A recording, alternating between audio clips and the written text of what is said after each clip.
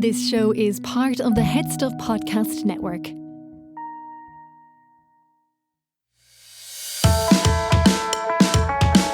Hi, I'm Niamh Kavanagh. And I'm Gearóid. And you're listening to Agony Moment. Welcome, listeners, to the show where a Eurovision winner and a comedian dissect your life. I know. And what a day fix it your is. problems. I know. That's, and we're good at it. We're very good at it, Niamh. In our heads, anyway. We are fixing lives like Are we, though? Like a surgeon. Are we, though? I think we're much more likely We're to not be... hearing about the lives we ruin. No, that's true. That's very true, actually. We don't hear from, as I said on a podcast recently, we don't hear from the ones who die as a result of our advice. Fair enough. That's a fair comment. The people who are not happy with us don't do that. Yeah, definitely not. So today's a very special day. Now, the thing is, I'm just going to be transparent here. Obviously, Eurovision has just happened and this is the big day. And not the Eurovision day, but the actual anniversary of my 30th year. But the truth is, we're pre-recording this, so we don't actually know who won the Eurovision. And I'll be honest with you. I'll be honest. Even if we were doing it live, I probably wouldn't know who won the Eurovision. But I would. But Niamh would. I would. Niamh would. She's been burning up the WhatsApp groups on Saturday night. It'll be all happening. But listen, here's the big thing. The very big thing. Today, to the day, is 30 years since I stood on that stage in my little red outfit. In Millstreet. In Millstreet with my perfect hair. How do you feel now? 30 years. Yeah. It's such a big day. It is such a big day. day. No, it is a big day. I've thought about it a little bit. I have to say, because obviously this year I've had to talk about it quite a bit. Now I do talk about Eurovision every year this time, but even more so, it seems to be much more upon me to be talking about it. I just can't believe it's 30 years since I did that. It just feels wrong. It feels like I was 4 when I did it. It's gone quick. It has gone quick. Sorry, I have a sore throat, so I'm strapped. I know, I see that. Sorry. I see that. You were hoping I was going to fill quite a big... unprofessional. I do remember watching you. Do you? I do. I was sitting on the couch. My dad was at one end, my mum was at the other end of the couch. I was sitting in the middle with my sister. Okay. And I remember my mum saying, when you won, that if somebody has a baby tonight, they should call it Niamh. If somebody has a little girl tonight. Yeah, there's quite a lot of 30-year-olds. 30-year-old Niamhs. 30-year-old Niamhs. Well, it was quite a moment. It was a moment. And do you know what made Nothing it very... else was happening. No, I know. And let's be honest, right? Because the voting was so close. It was close. And it was the first win on home ground. And it was in Millstreet. There was a very emotional attachment to it. Yeah, no, there is definitely that. But I love talking about it. But I'm far enough away from it now that I don't actually remember exactly how I felt. Well, the people you meet seem to remember it. Yeah. I mean, if I watch your RTE with you, you do get these people just coming up and going, Oh, no, I get that and anyway. You do see Yeah, but that's not just because of Europe. the annals of time in their eyes. Jesus Christ. Everybody remembers. But, I can tell if somebody was actually there by the way they greet me. Really? Yeah, because they get this kind of misty-eyed thing. People who were physically there feel different about Millstreet. They really do. It's not just about me. They lived it there, especially the crew. They were there for weeks. It was like they were in prison somewhere. Now, I must confess, 30 years on, it's less and less I'm meeting those people. Yeah. But, and a lot of the people you were very young. In fairness, a lot of the people that you see me greeting like that, they weren't necessarily at Millstreet because I have done more since then, despite what you think. I have worked with these people over the years. Oh, I got you. Right, okay. Yeah. Yeah, it's not just about Eurovision, but to be fair, it is true. It's a lovely way that you're connected to people. I love that part of it. I love when people tell us their stories about it. As you say, Well, I was in the delivery room when you won, or the ones who get really cross at you because they were getting married that day and nobody would come in from the voting. Can you imagine? No, that happened a lot. I got a lot of stick for that. Now they had the best party afterwards because everybody was ole, ole, ole. But it did take. Can you imagine those parties in Liverpool though? Oh, That's a lot of weddings round. Jesus, listen to you. Well, I mean, like what was happening here, what was happening here was happening there. I can't have a minute where you don't bring Sonia into the situation. I thought of all days like today that I might have just been able to have it. It is your special day. It is your special day. Is it? The anniversary of Sonia losing. Do you know why that means so much to you, Niamh? I don't know what this is about. Do you ever think if you hadn't won? What would have happened? Yeah. Yeah, all the time. What do you think would have happened? I don't know. I didn't expect to win, so it was a bit of a shocker when I did. So, if I You hadn't probably won, wouldn't have this podcast. no, you wouldn't have wanted to be my friend. No, absolutely not. No. You're only in for the winners. I was only in it for the glory. It's a joyful thing to discover.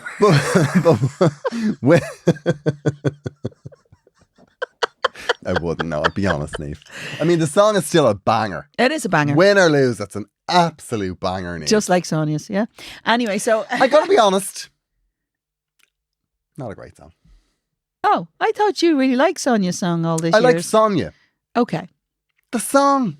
Yeah, maybe not. Maybe not. I don't know. I don't think that's the one she wanted from the National Song Contest. I don't think so. 'Cause if you watch, because she sang all 5 or 6 songs. Yeah. And I still remember her face when that one won. Yeah. Because I don't think that was in our plan. I don't think that was a great song. There were better songs in that.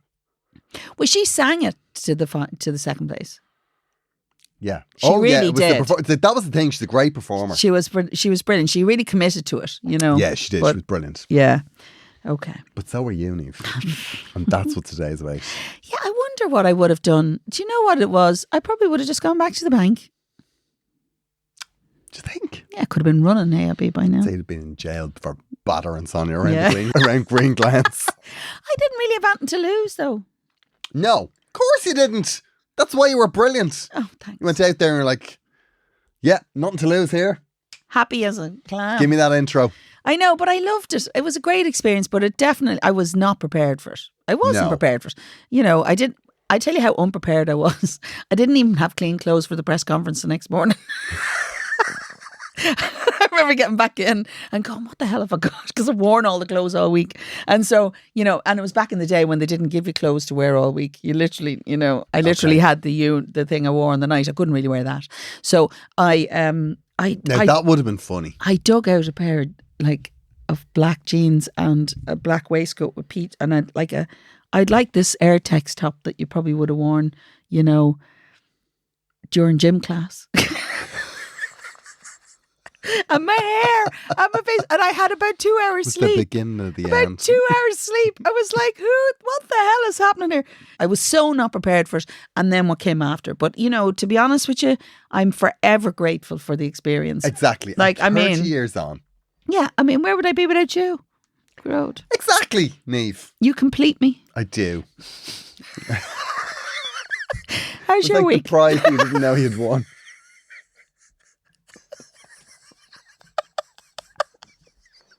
It was worth it for that I'd alone. say Sonia looks into to Instagram Do you know? and goes, do you know what? Maybe it wouldn't have been that good.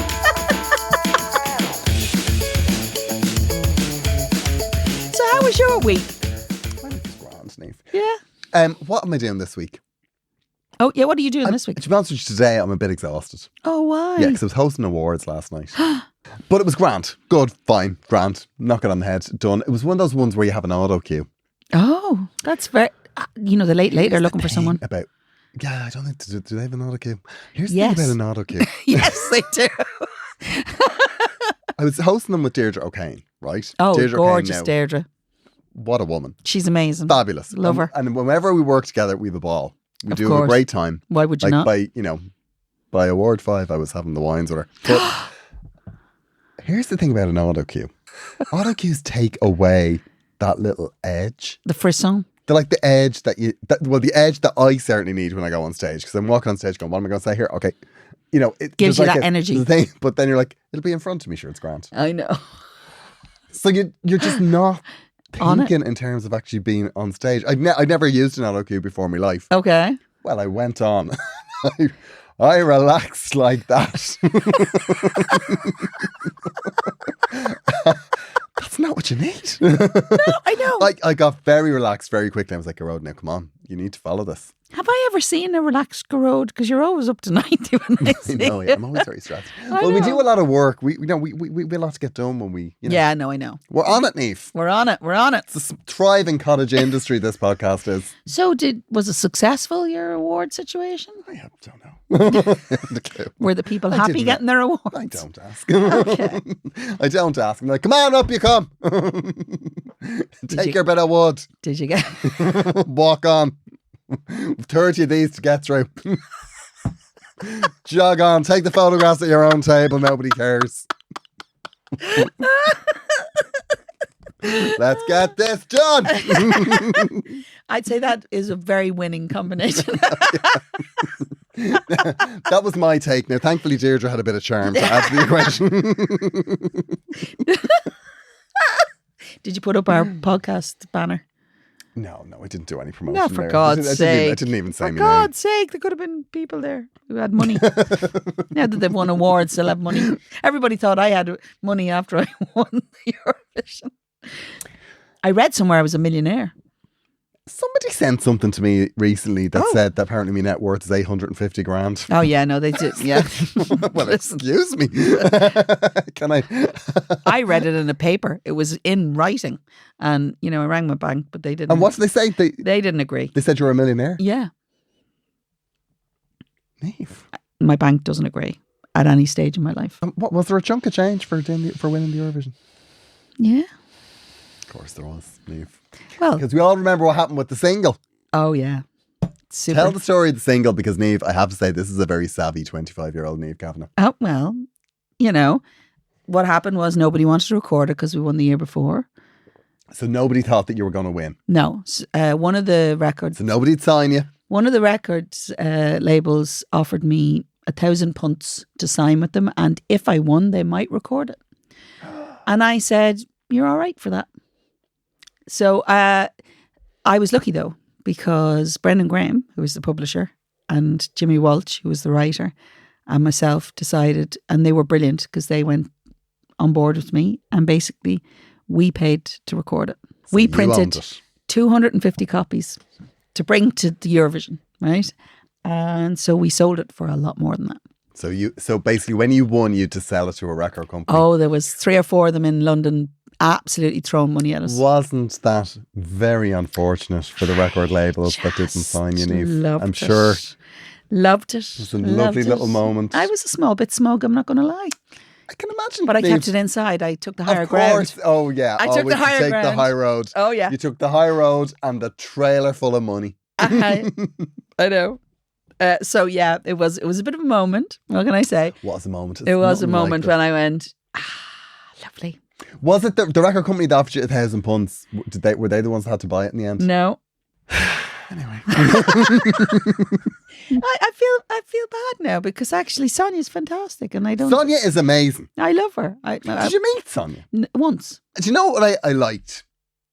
And do you know what I do remember very well? Is I remember Sonia coming over to you and going, well done.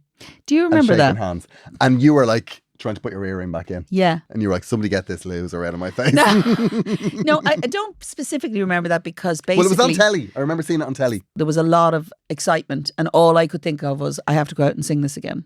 All right. And it's not an easy thing, not going to say. Niamh, We have a follow-up. have a follow-up. I'm We very do. excited about this follow-up, actually. I really like it. I don't remember this. I do. Now, I never remember them, right? No, I'm the one who always reminds you because Yeah, I yeah. care. Uh, I don't remember this specifically, but Yeah. I feel like we've had one or two of these No, I remember similar this situations. very specific one. Okay. Right. Niamh and Gearóid, please forgive my tardiness. I wrote to you a long time ago because my boyfriend has 2 children who were a little challenging. I bet they were. Your advice was absolutely great, and I sat my boyfriend down and had a good heart-to-heart with him about it. also known as Ultimatum Wednesday. For God's sake! He had felt guilty because he and his wife weren't together and was overcompensating with his kids. We had one weekend where he laid the law down and I was Little Miss Nice as Pie, and you wouldn't believe how quickly they became good as gold. Well, most of the time. Because they're kids. I am now very fond of them, which is more than I could say for their gal mother. Like,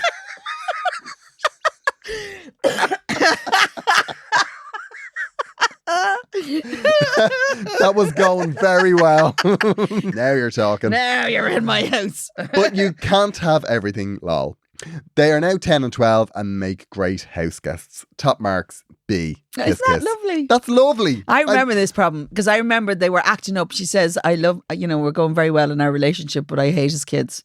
And because they were just misbehaving. And I think, and he was letting it happen and it was all a bit difficult for her. I remember exactly this particular problem. Now, we've had a couple like it, but I remember this one in particular. This was her place. Yes. And but they were they had the kids at the weekend. And what was happening was the kids were acting up and he wasn't taking charge of that. And we were very definite that wasn't supposed to be happening. You don't have to like the girl mother. The best part of it is you don't marry the mother.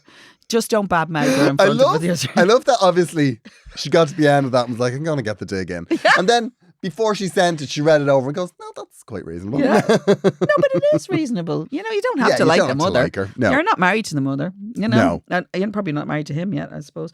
I'm really pleased. I'm glad, B, that worked out for you. Yeah, no, I am too. Look at the difference we make in our lives. I know. Changing lives. Love it. Attention Agony Rants listeners, I am on tour at the moment. Thank you so much if you've come to see me, because I swear to God I have had a ball. The people in Drogheda and Letterkenny last week were just out of this world, so thank you so much. The tour continues, and this month I will be in the Stand Comedy Club on the 18th of May. That is in Edinburgh. And then in Derry, I'm at the Playhouse on the 20th. If you are in the Spirit Store in Dundalk, I will be back there on the 25th. I had a show there earlier on the tour and it was just one of my favourites so far, so I cannot wait for that. There's a couple of tickets left for that. Seas Church in Ballycotton is sold out on the 26th of May. And then in June, I'll be taking a break for a little while because I'm absolutely exhausted. So my last show will be in the Stand Comedy Club in Glasgow on the 8th of June. So if you're around, come and see me. The tour continues in September and I'll be in places like Carlow, Kilkenny, at the Vicar Street on the 16th of September, Monaghan, back in Limerick for, I think it's my 4th show in Limerick, and they've all been so amazing. So that's on the 29th of September. And then Source Arts Centre in Thurles on the 7th of October. I'll be in Brighton at Comedia. And I'll be back in Cork on the 20th of October at the Everyman, which again, that was fab. But that was my first big show of the tour, so I'm down to go back there. The tour is going to continue until the end of January, so there'll be more dates announced soon. And thank you so much to people that are coming, because we are having a ball. We are pausing for a moment to remind you that Agony Rants is part of the Head Stuff Podcast Network, and we would love you to subscribe. You can subscribe to become a member for as little as €5 a month. That's all it costs, €5 a month or more. And for that, you will get bonus content from us and from all of the shows in the Head Stuff Podcast Network. There was a little bonus episode from Agony Rants last week. Yes, it was. Very exciting. Yes. But it's not just about getting bonus content. No. It's about supporting us. You can ask us for private messages as well. We were quite happy to do that, as long as, it's not like half an hour conversation, but. Oh, yeah. Oh, as in like a little video message. A little video message, so you don't have to go to that, whatever those sites are where you have to pay loads of money. Because, Gearóid is very funny on them. He's looking at me with daggers here. That wasn't on his. Niamh is more than happy to do. I'm more than happy to do private videos. Okay. And we have a bonus show that's starting soon. Yeah, very exciting. Yeah, which is a good bonus show. We're excited wait for it. About that. I can't wait for it. And the show we are cross-promoting this week is Basically with Stephanie Preisner. And here is a little clip. Hello, it's Stephanie Preisner and I want to tell you about my podcast, Basically. Basically, if you have anything that you don't understand or you want made simple, you contact me and I get an expert in to explain the situation to you. We've had episodes on what is the story with AI, what is the story with trying to conceive, what is the story with Brexit, what is the story with being the Taoiseach. We have so many episodes in our back catalogue for you to listen to, but also if there's anything that you currently want made simple, contact me on Stephanie Preisner on Instagram and I will get an episode straight for you.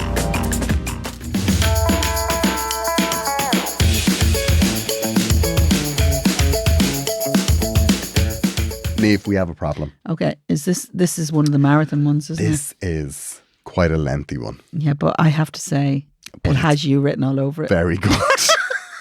I have to say, this is very, very good. Yeah, we were very excited about this one. I know, and he sent this in twice. He sent it in. My favourite thing is that when he sent this email, he sent it to agonyrants@gmail.com. He sent it at 2:00 in the morning. Okay.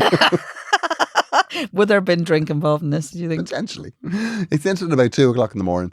And then the next morning, just in case we'd missed it, he sent it again. I love So that. obviously he read over it and went, what have I sent? I love that.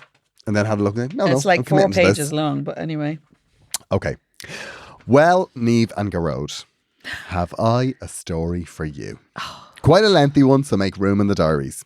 I was with my partner just over 5 years and all was good until March this year when I split with him.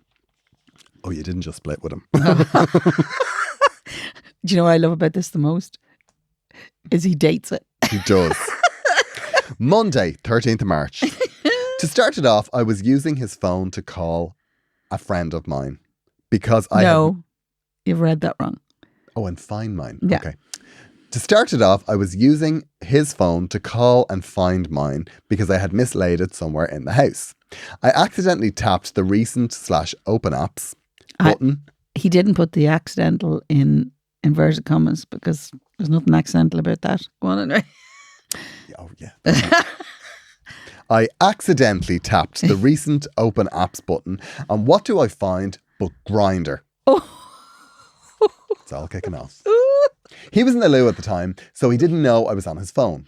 I had a look through some of the messages to see what was being said, and by the looks of it, he was meeting up with lads after work and doing the deed from last November. He cleverly had the app muted with no sound, so no sound would come from it. And he had the app hidden as the calculator app. Can you do that? Apparently so. Did you know you could do this? Because I sure didn't. Oh, us either.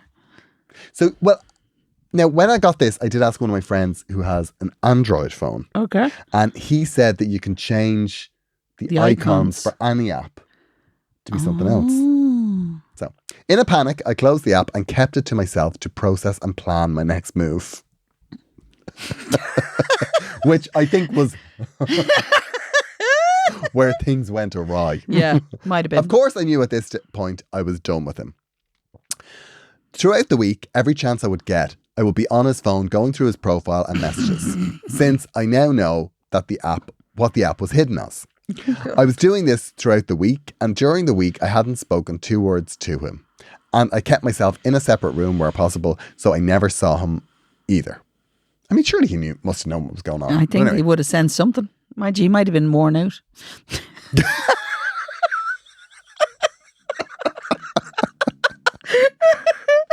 He had a lot on. He had a lot on, literally. He knew something was wrong, but couldn't put his finger on it. He'd been putting that thing, you don't know where. I was going to say more than his finger. Anyway, go on. And he had no And he had no idea I knew at this point. During the week, in a fit of rage, after rooting through more messages, I deleted the app from his phone to see if he would twig it. But a day later, it was back on the phone and he was messaging lads again. And then, raging, I uninstalled it to being with him as the old messages were gone. Raging, Oh, right. I uninstalled. Yeah, so he was raging, I think, that he uninstalled it because then he couldn't see the old messages. Oh, right. Okay. Right. Wednesday, 22nd of March. A week and a half later, I was working from a hotel and felt a panic attack coming on and knew today was the day I had to make a move. I called my manager to explain I needed a few days off as something had come up. And he had to hide a body. When I left the hotel, I drove up to the house, booked most of my belongings in the car and brought them to my parents. He was working in Dublin, so I knew he wasn't there. During all of this, I thought to myself, feck this, I'm not going to be made a fool of, and decided to have my own fun. This? I mean, obviously this person has a lot on, but this a man of action. I downloaded the app and set up a fake profile. You don't need a picture or to put a name up. And I found this and started messaging, flirting with him. Okay. So basically what was happening was he set up a fake profile and was flirting with his own boyfriend. He was cheating. catfishing his own boyfriend. And we organised a time and place to meet. He had no clue it was me. Oh, good God. My God. Around 6:30 comes around. 6:30 comes around and it's time to meet him.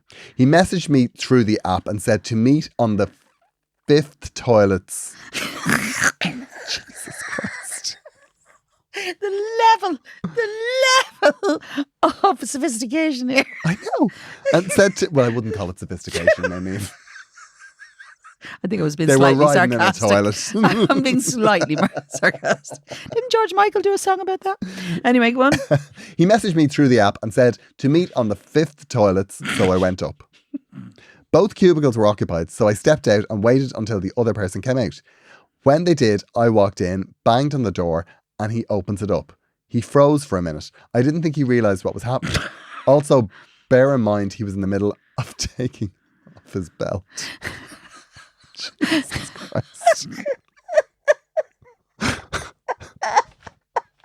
Then it kicks off.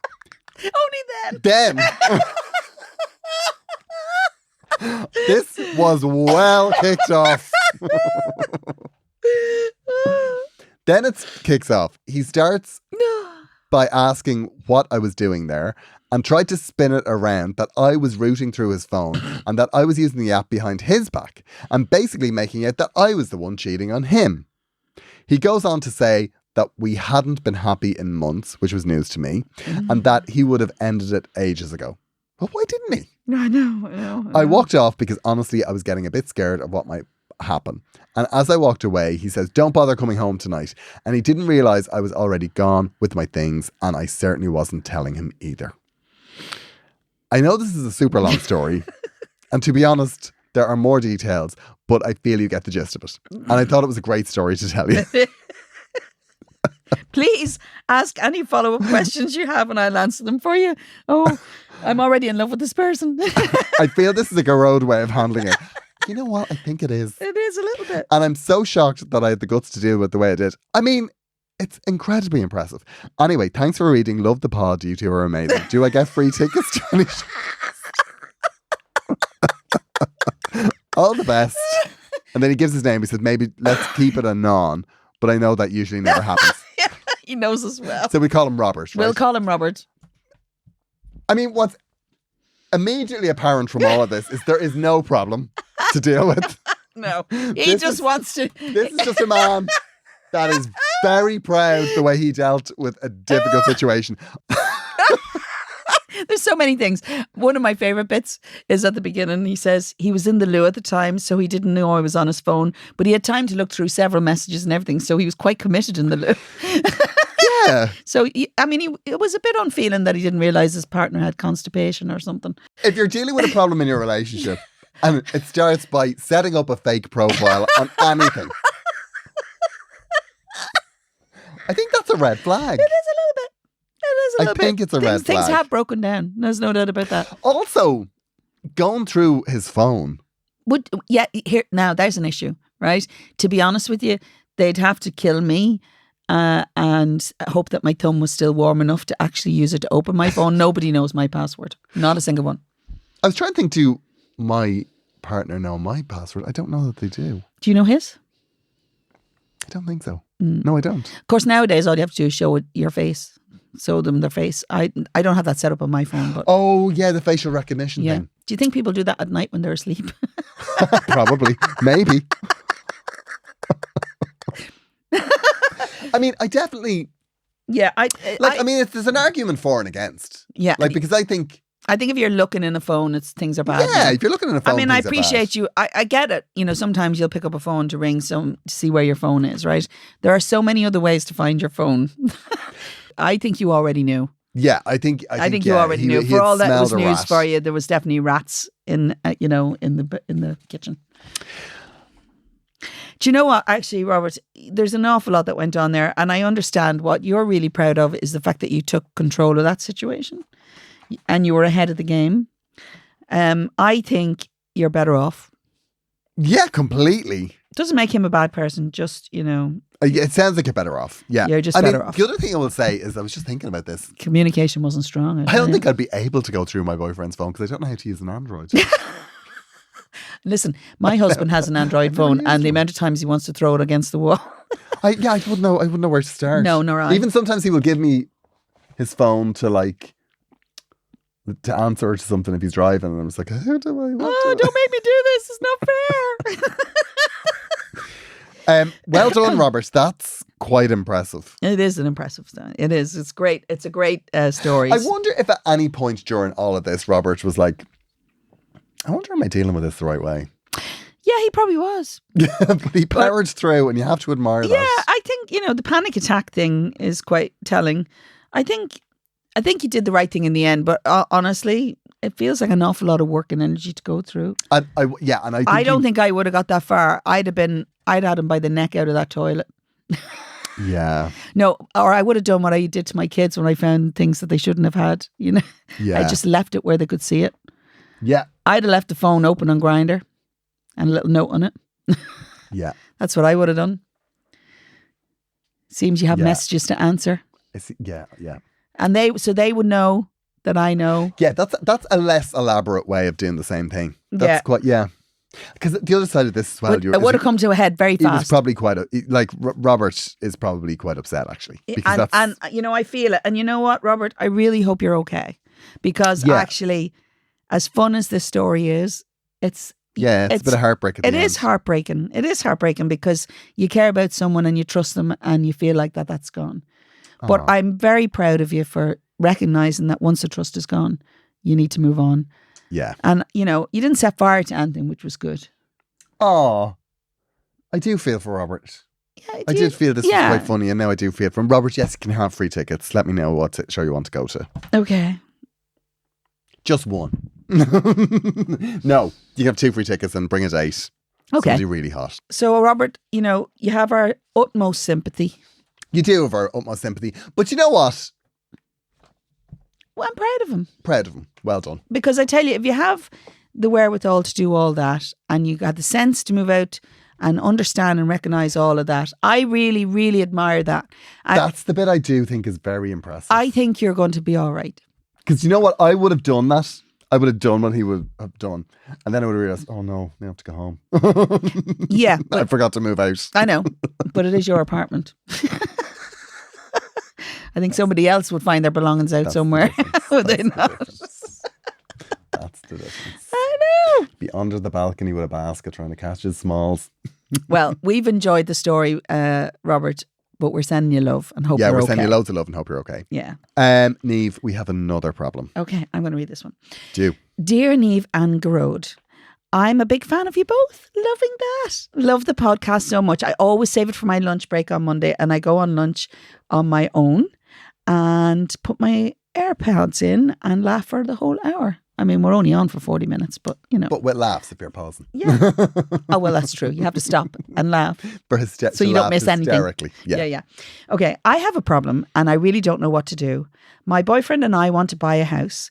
We have been renting an apartment for the past 4 years, but to save money, we have agreed to move in with his parents when our lease is up at the end of May. It is the practical thing to do to add to our deposit. No doubt about it. I like his parents and get on well with them, but I am now in a massive panic attack. I'm now in a massive panic about how I'm going to do that. I'm a solitary creature and I love sitting at home on the couch reading, but his parents never stop talking. A bit like us. They want to know absolutely everything when we don't live with them. I can only imagine what they will be like when we are living with them. I know we have to get a house, but I'm starting to get afraid that I won't be able to cope. My parents live close by, but they don't have the space for us. I was tempted to suggest that we go to our respective parents, but that feels too much like a breakup. I know I have to set the ground rules and boundaries, but I will still feel like a visitor in someone else's house. I don't even know how to start a conversation with himself about it. He is close to his parents and I'd hate to offend them, but the thoughts of moving in with them makes me think I'm going to have a panic attack. Their house is big and so we will have space and I should be able to get away from them, but I don't want to appear aloof either. What do you think? Any tips or am I totally doomed? 3 laughy faces. Thanks in advance, Shiv. And it's brackets, capital letters N, M or N, which I'm taking to mean not my real name. Oh, that's what that is. I know. But you know what's interesting about that? Why would you pick Shiv as a name? Do you know what I thought that was? I thought she was a nurse.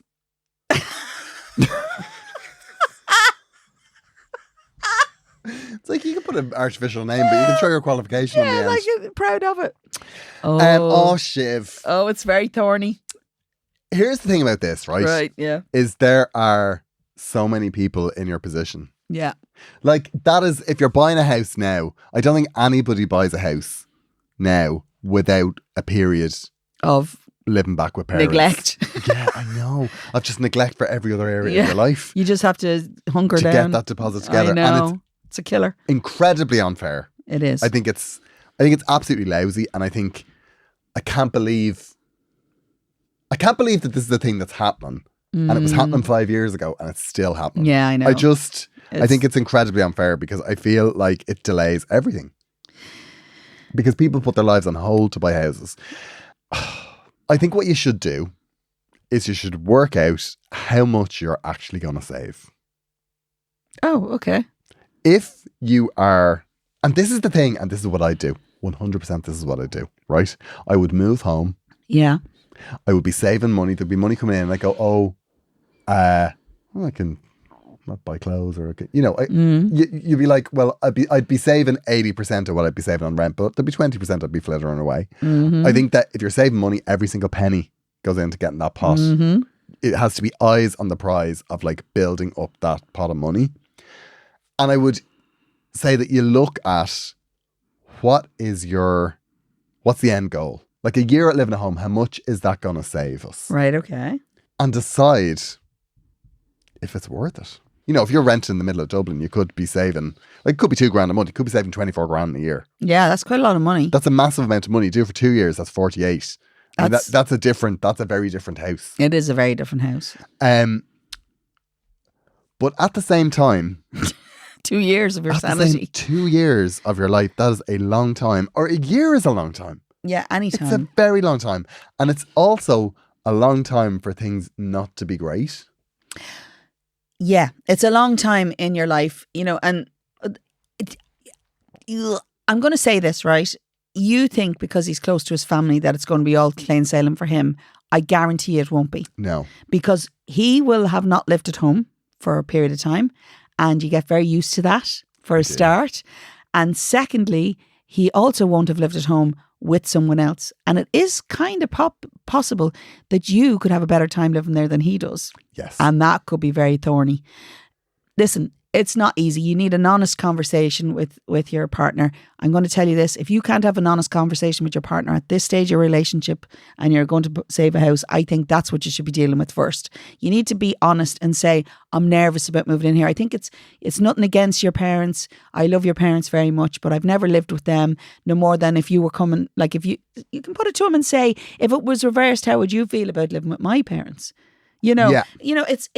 It's not easy. And you might actually find he's probably a bit nervous about it. Yes. And the other thing that you will have to do, and this is going to just be a compromise. Yeah. It's not a situation where you can sit on the couch and read anymore. No. It can't be all about them, you running away from them. You've got to make a bit more effort and understand that you're living in a space with other people. And also... And in their space. The other thing that you might have to do is you might have to start getting really good at me time, which is if you want to read for 2 hours... You have to take yourself off to a coffee shop. Yeah. If you want a situation where nobody's going to talk to you, that's not going to happen in the common area of a house where these people are there. No, you have to create an area for that. You could also decide that maybe one night a week you go back to your parents. Yeah, that would be actually a really good option. You get a bit of time out, but you are in for a big change, and I think you're right if you're feeling stressed about it that you need to start flagging this now. Okay, but I'm also going to bring up a little point here. Go on. I imagine the parents are also in for a big change. I would imagine so. Because they've lived in their lovely life, just the two of them loving it. And they probably talk a lot because they probably only see you once a week. Yeah. You know, nobody talks that much, not even me. You know what I mean? I think, to be fair, I think as parents, you know, because my son moved back home last year, so that dynamic has changed a little bit, and it's an adjustment because he's been out living his big life, and I'm the big man, and yet, you know, he's reverting back a little bit, but also we have to change a little bit. We can't, you know, it's going to be difficult for them. So an honest conversation with your partner is the first thing. Without a doubt. Oh, yeah. Without a doubt. I guarantee it. And don't do it when you're kind of stressed about it. Take a minute, have a nice evening meal, sit down and say, I love you. I know why we're doing it. And I love your parents, but I've never lived with them before and I'm feeling a bit nervous about it. Yeah. I think that's a valid thing to say. And I think you might find he feels the same. If he doesn't, and you can't have that conversation, then I think you need to be looking at that a little bit more than the actual moving in. Well, the other thing is, yeah, if you're having that conversation, don't go away from that conversation unresolved without a result. And the result, whatever, if the result is we're in it together. I'll chat to my parents. Or you decide what you're gonna do. Yeah. Is it like, listen, I'm gonna stay with my parents once a week, or one night a week, I'm going to take myself off to the local pub and read a book. Or, create areas, but you will have to change a little bit. You can't go and live in anybody's space, no matter what. I mean, just like you had to probably adjust when you moved in with your partner. You know, there are adjustments that you make. But the other thing you need to bear in mind is you see your eye on the prize. As Gearóid says, figure out how much you're going to save. Think about what that is and just keep your eye on the prize. That's it. And the other thing is, if you're in a situation where you're paying crazy rent, you know, if you're renting in Dublin city centre or something, I don't know what you do. You didn't say what you do for a living. It could be that maybe would it be possible for you to go and live somewhere a bit more rural, very cheaply? Oh yeah, kind of change it and work from home.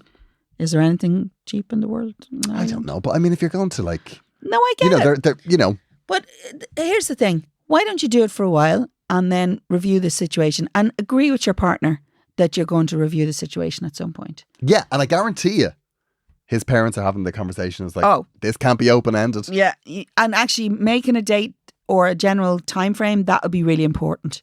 Yeah. You know, because open-ended, oh my God, your nerves be shot. I know, yeah. You will be like... And do you know what the other thing I'll say, right? And this is probably like the not a popular thing to say.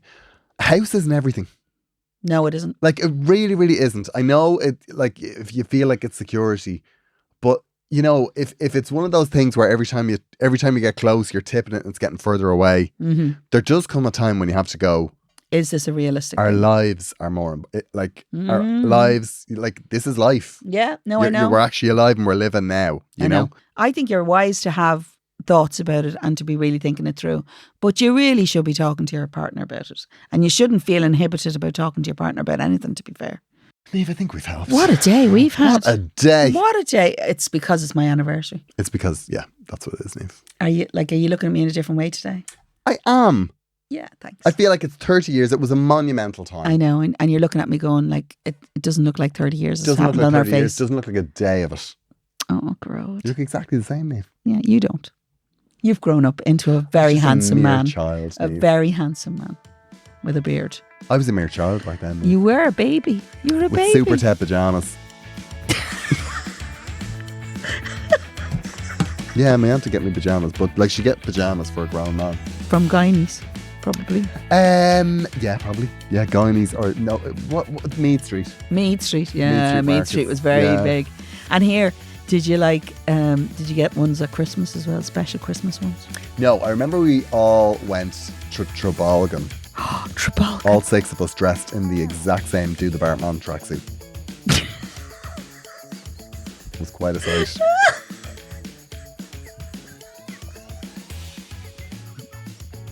agonyrants@gmail.com if you want to get in touch.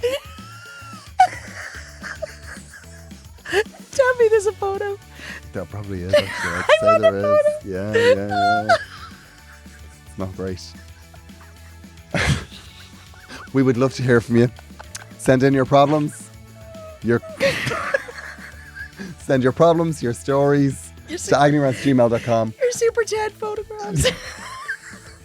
I looked great, Niamh. I've no doubt. I looked out. Like if they'd had influencers back then, I would have been an influencer. That's how great I looked. We'd love to hear from you. We would absolutely We'll be love back next week. Next week and every week. Every week till we die. Or till they pull us off What the a air. grim way to put it. No. We'll chat to you then. I say it with love. We'll chat to you then. Happy anniversary, Niamh. Oh, thank you. Do the Bartman. Bye.